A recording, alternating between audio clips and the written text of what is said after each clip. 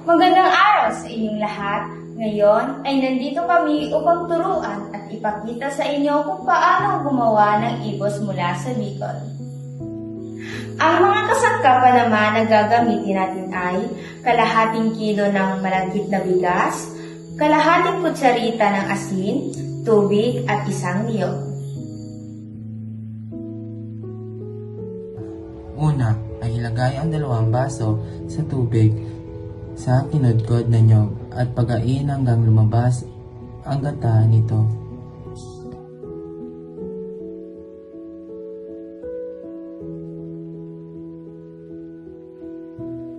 Sarain ang gata sa isang malinis na lalagyan.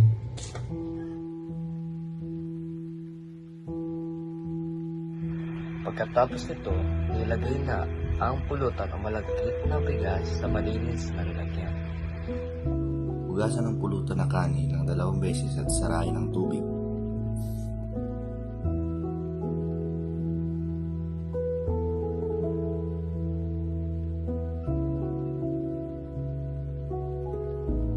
Pang-apat, ilagay sa kawali ang gata na piniga kanina. Haluin ito hanggang lumabas ang langis ito sa gilid ng kawali.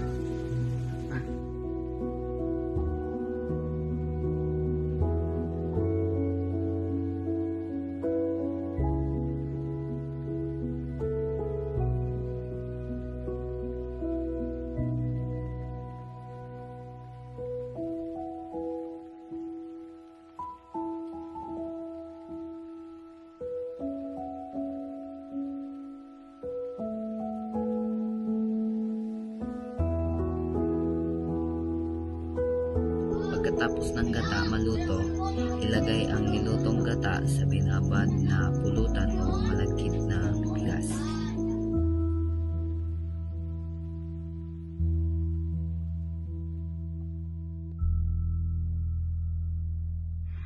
Haluin ito ng mabuti at hayaang mababad ng 1 oras para mas kumait ang sa bigas ang ginawa nating gata.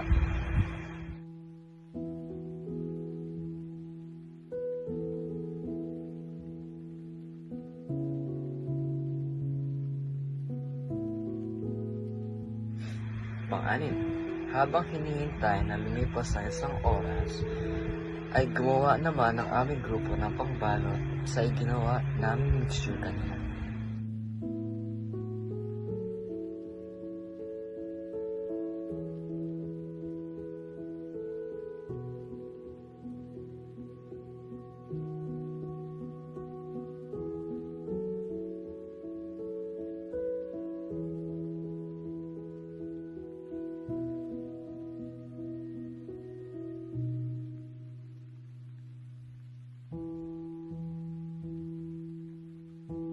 Pagkatapos gumawa ng pambalot sa ibos, ay ilagay naman ang pinagsamang gata at pulutan sa malinis na lalagyan nito.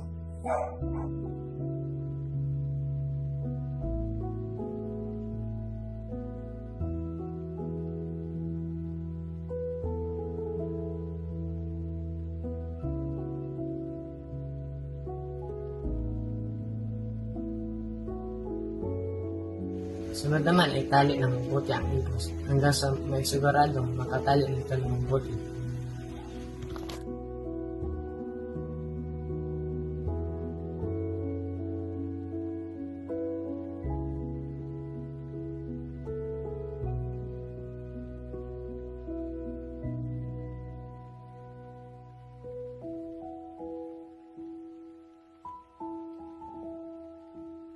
Kapag naubos ng matali ang mga ibos, ay ilagay sa kaldero ang ibos ng maayos at lagyan din ito ng kaunting gata.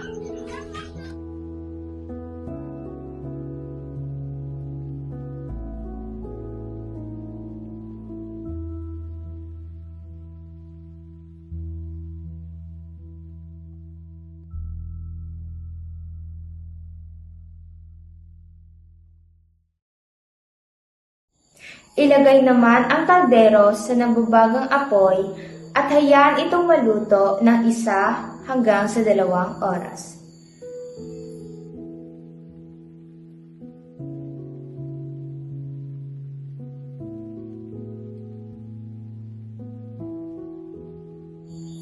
Huli, alisin na ito sa kaldero at ihanda na para makain.